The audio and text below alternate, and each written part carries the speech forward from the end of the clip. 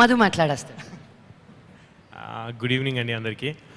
దొంగాటి team కూడా Bhaskar okay నెక్స్టా దొంగాటి టీంకి అందరికి కూడా హాయ్. సార్ మోహన్ బాబు గారు గుడ్ ఈవినింగ్ సార్. మీ ముందు మాట్లాడాలంటే కొంచెం టెన్షన్గా ఉంది, బట్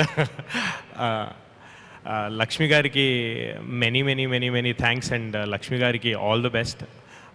లక్ష్మి గారు సినిమా అంటే ఆమె సినిమాలు హిట్ అవుతే ఒక డైలీ ఒక 100 మంది ఫుడ్ తింటారండి, 100% అది.